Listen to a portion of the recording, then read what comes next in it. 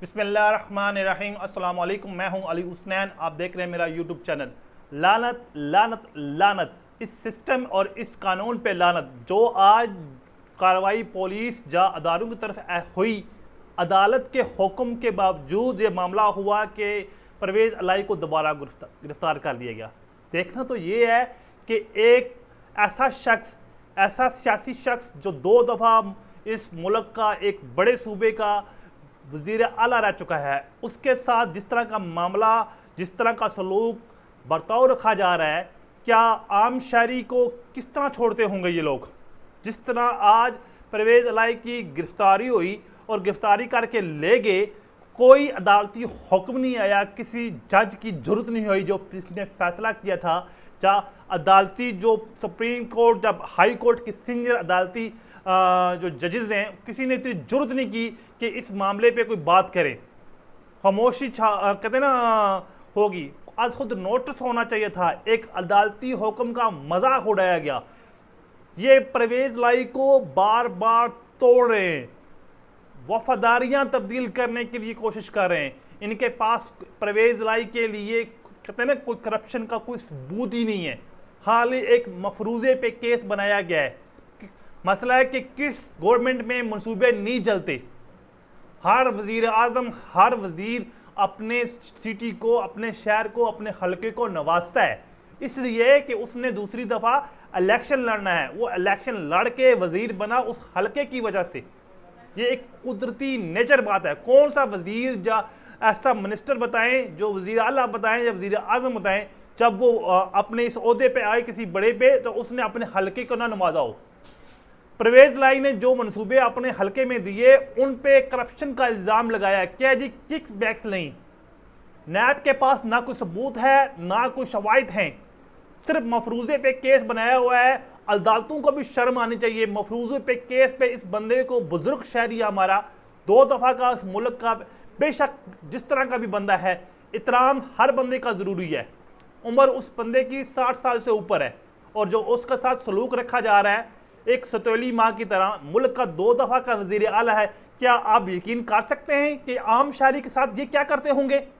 जिस तरह का कानून के साथ इन्होंने मजाक किया। आज अदालत ने हुक्म दिया कि कोई किसी किस्म की गिरफ्तारी नहीं होगी, नैब से कोई भी किसी किस्म की कोई गिरफ्तारी नहीं होगी, और पुलिस को हुक्म दिया कि आप अपनी सिक्योरिटी में लेके जाएं, परवेज़ इलाही को घर छोड़ के आएं। लतीफ़ खोसा जैसे सीनियर वकील साथ बैठा हुआ था, उसकी भी तजलील की गई। फिर मज़ामत पर बात करने पे सारी बात है, आप गिरफ्तार करने आए हैं 3 MP के साथ। एक काला कानून है, अभी तो हुकूमत भी नहीं है, जिसको ये कहते हैं कि एक मुतहिब हुकूमत। ये एक इलेक्टेड केयर टेकर गवर्नमेंट है। इसका क्या काम है 3 MP के साथ गिरफ्तारियों का?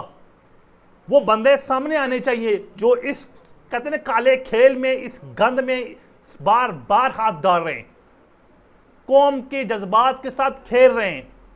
वो लोग सामने आए, सरेआम आए, ना चुप छुप के वार करें।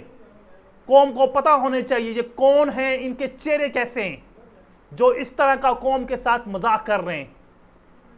देखें कि पूरी की पूरी सेटिंग बनी हुई है। कल आप फैसला आया था सुप्रीम कोर्ट की तरफ से, इलेक्शन कमीशन के जो वकील गए हैं उनके पास दलाइल तक नहीं थे इलेक्शन के हवाले से, फिर भी उन्होंने कहा कि 90 दिन के अंदर इलेक्शन होने हैं। इलेक्शन कमीशन की चालाकियां देखें, उन्होंने 14 दिसंबर से डेट को हटा के 30 नवंबर तक कर दिया कि हल्का बंदियां जरूरी हैं। आप 5 साल पहले क्या करते रहे? छोले बेचते रहे, आपको पता नहीं था इलेक्शन करवाना है। वही जो पिछले साल आप राप रेला मिलते रहे कि ये इलेक्शन का फंड होता है, इस साल बजट में फंड नहीं था। अगले साल जो बजट आएगा उसमें फंड रखा जाएगा इलेक्शन के लिए। तो क्या आपको पता नहीं था कि इस साल इलेक्शन है? फंड का पता था लेकिन डेट का नहीं पता था। आपको पता था कि मुद्दत पूरी हो जाएगी, फिर आपने ऐसा क्यों किया जब तमाम पार्टियां कह रही हैं कि पुरानी हल्का बंदियों पे करवा दें? सदर जो इस कहते हैं मामले का अख्तियार है, फिर डेट कौन देगा? मुझे समझ नहीं आती। डेट देने का अख्तियार होना है, बेशक आर्मी चीफ दे दे, बेशक कोई और दे दे, लेकिन दे सेनेट जो होता है इलेक्शन कमीशन ये ऑर्डर ले। ये नहीं है वो कुल हो जाए, वो मुल्क चलाना लग जाए। इस वक्त जो हालात चल रहे हैं, इलेक्शन कमीशन मुल्क चलाने की तरफ सोच रहा है। मुझे तो लग रहा है कि आने दिनों में वो कहीं मुल्क में मार्शल लाना लगा दे। जिस तरह की उस पे ऊपर हाथ रखा हुआ है, जिस तरह की उसके ऊपर सरपरस्ती है ना, मुझे लग रहा है वो कुछ दिनों में कहेगा मुझे मुल्क चलाने दें। अभी केयर टेकर गवर्नमेंट के देखें ना क्या तुक बनती है 3 MP गिरफ्तारी का, क्या मामला था, ऐसे क्या रिस्क थे जिसकी वजह से आपको परवेज लाई जैसे बंदे की बार बार गिरफ्तारी करनी पड़ी। कुछ नहीं मिला आपको।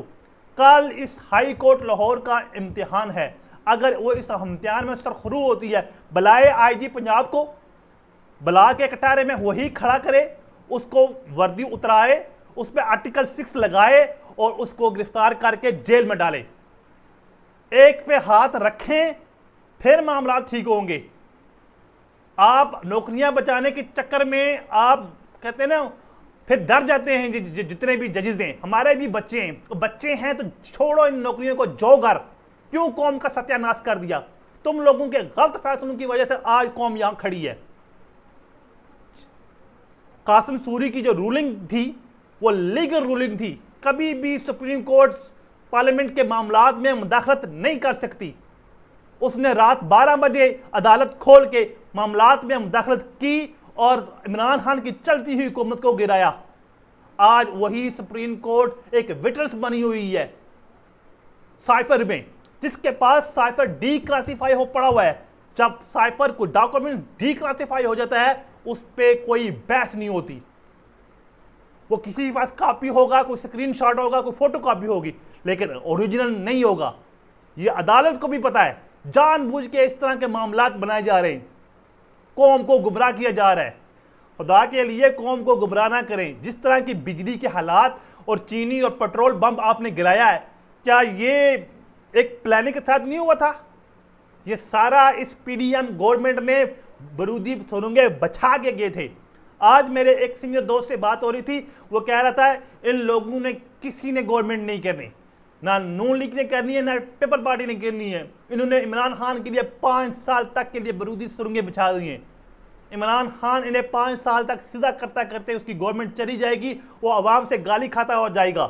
फिर जब मुल्क पांव पे खड़ा हो जाएगा, ये गिद्ध दोबारा आ जाएंगे इस मुल्क को नूचने के लिए। 3 साल लगाए इमरान खान ने कोरोना की पोजीशन में, बड़ी बड़ी ताकतें घुटने टेगी, लेकिन पाकिस्तान सर्वाइव कर गया। आज ये आए जब मुल्क सर्वाइव करा चला, इन्होंने 15 माह में मुल्क का सत्यानाश किया। आप चीनी के रेट देखें, यही 80 रुपये चीनी ये मौलाना फजल रहमान को जमीन गर्म करने वाली मशीन को महंगी लग रही थी। लाहौर से इतजाजी रैली लेके निकला था, 14 दिन बैठा रहा इस्लामाबाद में कि चीनी 80 रुपये है। यही पेट्रोल 170 रुपये महंगा लग रहा था उसको, आज 312 रुपये है। ये खामोश बैठा है मुनाफिक इंसान। इसे बोलना चाहिए था हक में। जितने भी है ना मजहबी पेशवा, ये बिलखसूस जमात इस्लामी, साद रिजवी, सराजुल हक, ये मौलाना फजल रहमान, ये तीनों वो मुनाफिक इंसान है। जब इमरान खान की गवर्नमेंट थी तो पेट्रोल 170 180 के ऊपर था, तो ये लोग कह रहे थे पेट्रोल 60 से 70 रुपये होना चाहिए। ये कौम के साथ ज्यादती हो रही है। तो आज कौम के साथ ज्यादती हो रही है। 312 में पेट्रोल आपको नजर नहीं आ रहा? फिर मुनाफिक तो हुए ना आप, जब इतने महंगाई के अरूज पे चीजें इतनी महंगी हैं, एक गरीब की खरीद से पहुंच से बाहर है, और आपकी खामोशी बताती है कि आप मुनाफिक हैं। कौम को चाहिए, ये वक्त आएगा इलेक्शन का, कुछ पैसों की जब मत बिके। आप बिकते हैं तो कौम 5 साल तक जलील होती है। इस दफा खुदा के लिए बिके नहीं, हक पे वोट दें, अपने मुल्क के लिए वोट दें, आने वाली नस्लों के लिए वोट दें, ताकि पाकिस्तान एक डायरेक्शन की तरफ जाए। मुझे दीजिए इजाज़त, नेक्स्ट व्लॉग में दोबारा मिलते हैं। अल्लाह हाफिज़।